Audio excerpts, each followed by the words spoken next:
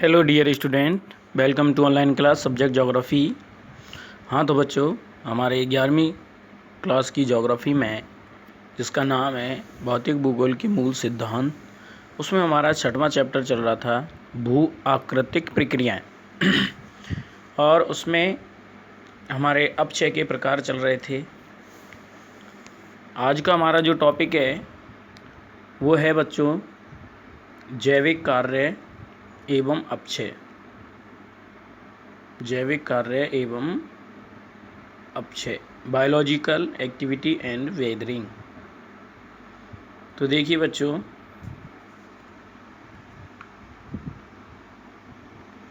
जैविक अपक्षय यानी जीवों की वृद्धि या संचलन से उत्पन्न अपक्षय जैविक अपक्षय कहलाता है, जो वातावरण एवं भौतिक परिवर्तन, वातावरण और भौतिक परिवर्तन से खनिजों एवं आयन्स होते हैं, उनके स्थानांतरण यानी स्थान परिवर्तन की दिशा में एक योगदान है। ये केंचुओं, दीमकों, चूहों, कृंतक यानी छोटे छोटे जीव इत्यादि जैसे जीवों द्वारा जमीन में धरातल में बिल खोदने एवं बेजिंग फॉन के द्वारा यानी उसको टुकड़ों में काटने द्वारा नई सतहों का निर्माण होता है।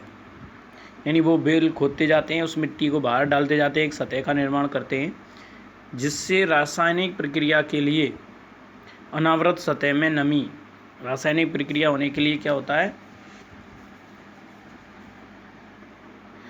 एक अनावृत सतह में नमी एवं हवा के वेदन में सहायता मिलती है। जो कठोर धरातल होता है उसको क्या है, वो खोद के मुलायम कर देते हैं, जिससे उसमें नमी और हवा के वेदन यानी हवा आर पार होने में सहायता मिलती है। मानव भी वनस्पतियों को अस्त व्यस्त कर, खेत जोत कर एवं मिट्टी में कृषि करके धरातलीय पदार्थों में वायु, जल एवं खनिजों के मिश्रण तथा उनमें नए संपर्क स्थापित करने में सहायक होता है। मानव भी क्या है, जमीन को खोदता रहता है, प्रकृति में पेड़ पौधे उगाता रहता है, कृषि करता रहता है, जुताई करता रहता है, तो इससे नए संपर्क स्थापित होते हैं। सड़ने वाले पौधों और पशुओं के, जो पौधे गलते हैं और मरे हुए पशु सड़ते हैं,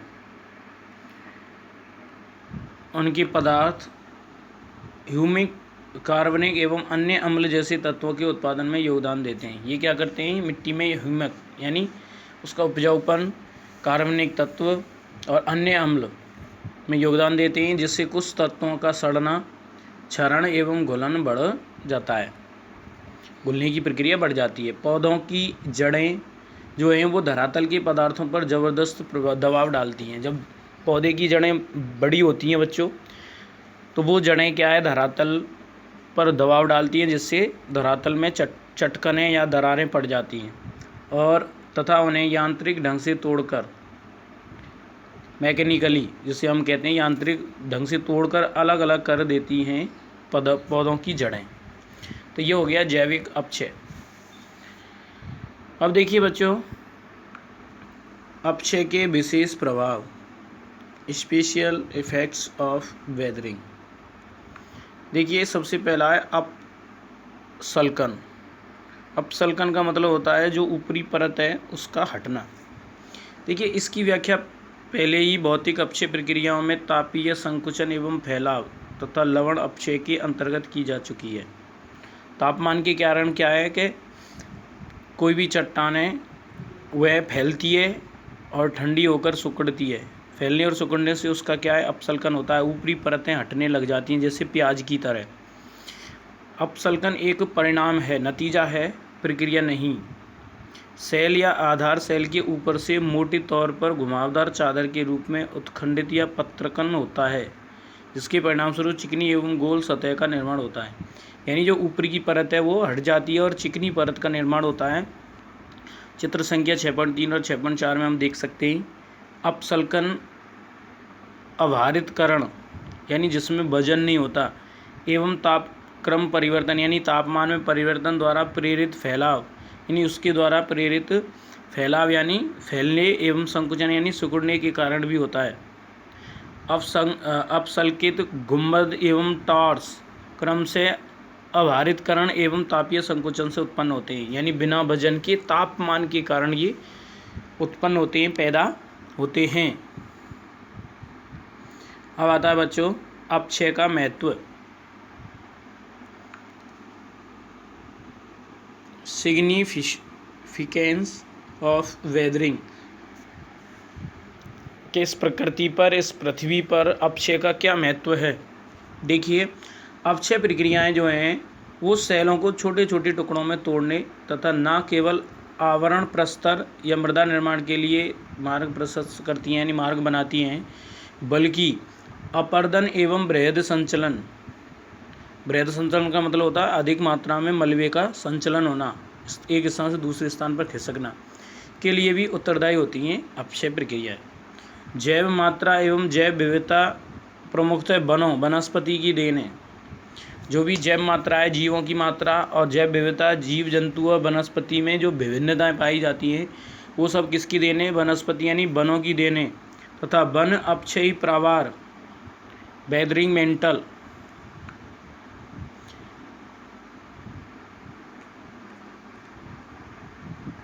की गहराई पर निर्भर करता है। यदि शैलों का अपक्षय ना हो तो अपर्दन का कोई महत्व नहीं है। अगर शैलों का अपक्षय नहीं होगा तो अपर्दन नहीं होगा, क्योंकि जब शैल ही अपने स्थान पर टूटकर नहीं बिखरेंगी तो उसको कोई भी माध्यम उसको नहीं ले जा सकता। इसका अर्थ है कि अपक्षय बृहद क्षरण, बहुत अधिक मात्रा में क्षरण का मतलब होता है उसका टूटना, अपर्दन होना, उच्चावच के लघुकरण यानी जो ऊंचे ऊंचे स्थान हैं उनका कट के या अपक्षय होकर के उनका निम्न होना में सहायक होता है। एवं स्थलाकृतियाँ अपर्दन का परिणाम है। जितनी भी स्थलाकृतियाँ वो किसका परिणाम है? अपर्दन का परिणाम है। शैलों का अपक्षय एवं निक्षेपण, अपक्षय यानी टूटकर बिखेरना, निक्षेपण का मतलब होता है जमाव, राष्ट्रीय अर्थव्यवस्था के लिए अति महत्वपूर्ण है।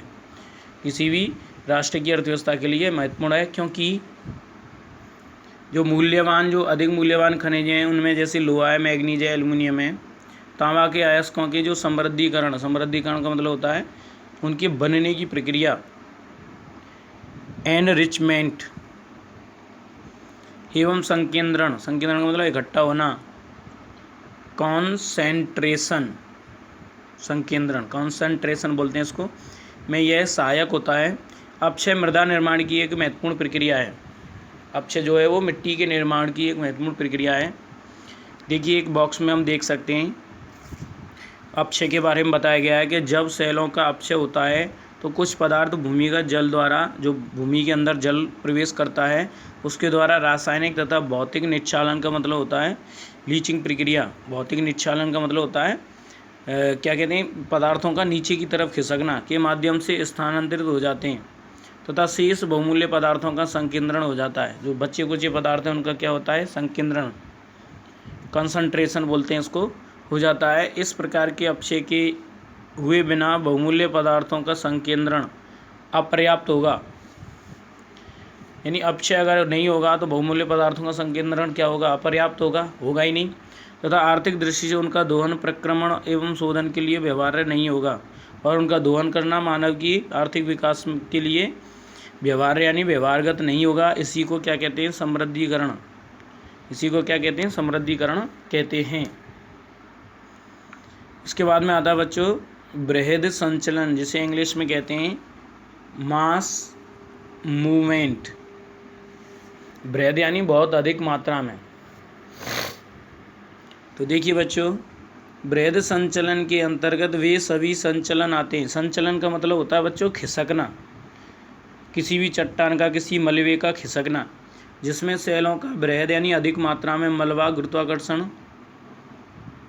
बल के सीधे प्रभाव के कारण ढाल के अनुरूप स्थानांतरित होता है, खिसकता है। इसका तात्पर्य है कि वायु, जल, हिम, बर्फ ही अपने साथ एक स्थान से दूसरे स्थान तक मलबा नहीं ढोते, बल्कि मलबा भी अपने साथ वायु लाता है, जल और हिम, बर्फ ले जाते हैं। बृहद मलबे की संचलन जो गति मंद से तीव्र हो सकती है, जिसके फलस्वरूप पदार्थों के छिछले से गहरे स्तंभ प्रभावित होते हैं। यानी ऊपरी छिछले यानी ऊपरी भाग से गहरे अंदर तक जो स्तंभ हैं वो प्रभावित होते हैं। जिनके अंतर्गत विसर्पण सर्पिला आकृति में बहाव यानी बहना, स्खलन माने टूटना एवं पतन माने गिरना सम्मिलित होते हैं। गुरुत्वाकर्षण बल आधार शैलों, जो आधार शैलें धरातल की एवं अपक्षय से पैदा सभी पदार्थों पर अपना प्रभाव डालता है, जो गुरुत्वाकर्षण बल है। यद्यपि बृहद संचलन के लिए अपक्षय अनिवार्य नहीं है। जो अधिक संचलन होता है मलबे का, उसके लिए अपक्षय अनिवार्य नहीं है, परंतु यह इसे बढ़ावा देता है। अपक्षय जो है वो क्या कर सकता है, बढ़ावा दे सकता है और मतलब चट्टानों को तोड़ सकता है। बृहद संचलन अपक्षयित ढालों पर, जो अपक्षयित ढाल हैं उन पर अनअपक्षयित पदार्थों की अपेक्षा बहुत अधिक सक्रिय रहता है। जो जिनका अपक्षय नहीं हुआ है उन पदार्थों की अपेक्षा क्या होता है, ये बहुत अधिक सक्रिय रहता है। बृहद संचलन में गुरुत्वाकर्षण शक्ति सहायक होती है।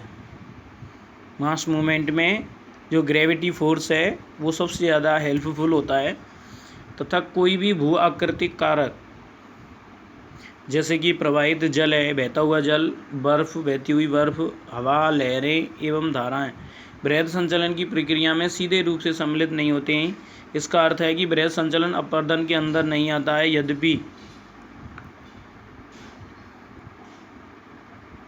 पदार्थों का संचलन गुरुत्वाकर्षण की शक्ति से सहायता से एक स्थान से दूसरे स्थान को होता रहता है। पदार्थों का जो संचलन है वो एक स्थान से दूसरे स्थान की ओर होता रहता है। ढाल पर पदार्थ बाधक बलों के प्रति अपना प्रतिरोध प्रस्तुत करते हैं। जो बाधक बल हैं उनके प्रति क्या करते हैं, अपना प्रतिरोध प्रस्तुत करते हैं एवं तभी असफल होते हैं जब बल पदार्थों के अपरूपण प्रतिरोध से महानतर होते हैं। यानी जो गुरुत्वाकर्षण बल है वो पदार्थों के अपरूपण यानी ऊपरी सतह पर प्रतिरोध में क्या होते हैं, अधिक होते हैं।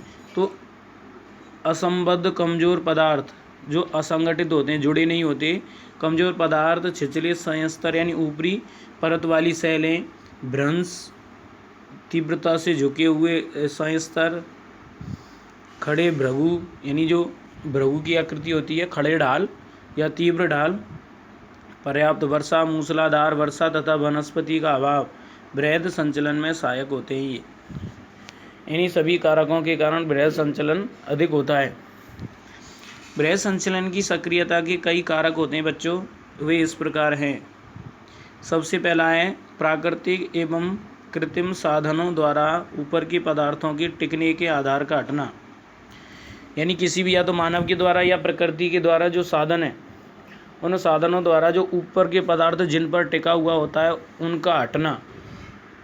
दूसरा है ढालों की जो प्रवणता है, यानी ढाल प्रवणता का मतलब होता है ढाल की आकृति, यानी ढाल की दिशा कैसी है एवं ऊंचाई में वृद्धि होने से बृहद संचलन होता है।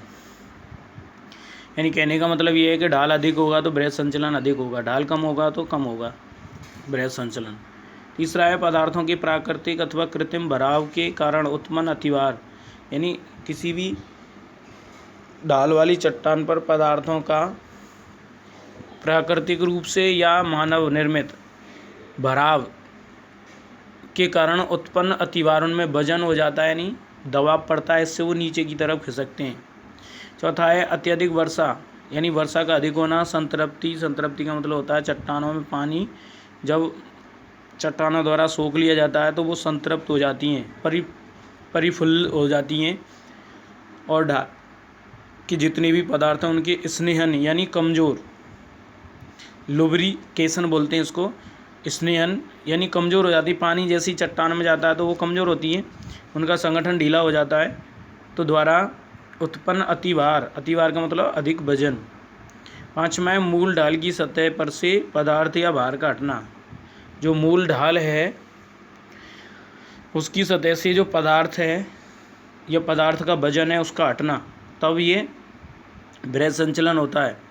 छठवां है भूकंप का आना, भूकंप से भी बृहद संचलन होता है। सातवां है विस्फोट या मशीनों का कंपन से भी चट्टानें नीचे की तरफ खिसकती हैं, वाइब्रेशन। इसके बाद में आठवां है अत्यधिक प्राकृतिक रिसाव, प्रकृति के द्वारा अत्यधिक रिसाव होना यानी पानी का बहना। नमा है। झीलों, जलाशयों एवं नदियों से भारी मात्रा में जल निष्कासन के परिणामस्वरूप ढालों पर नदी तटों के नीचे से जल का मंद गति से बहना। कहने का मतलब है झील हो या तालाब हो या नदियां हैं, उनका भारी मात्रा में जल निष्कासन, जब जल को उनसे निकालते हैं तो वो ढाल या नदी के तटों के नीचे जल का क्या है, मंद गति से बहते हुए क्या है, बृहद संचलन होता है, किनारे खिसक जाते हैं। 10वां है प्राकृतिक वनस्पति का अंधाधुंध विनाश। जो प्रकृति है वो चट्टानों या सैलों को बांधे रखती है। पेड़ों की जड़ें जो हैं उनके अभाव में क्या है, ये सैलों का टूटना बृहद संचलन होता है। ये प्राकृतिक वनस्पति भी एक कारण है।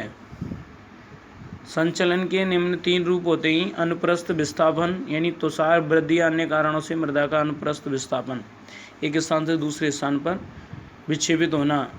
दूसरा है प्रवाह, प्रवाह यानी बहना, और स्खलन का मतलब होता है बिखरना। तो ये संचलन के 3 प्रकार होते हैं, यानी 3 रूप होते हैं।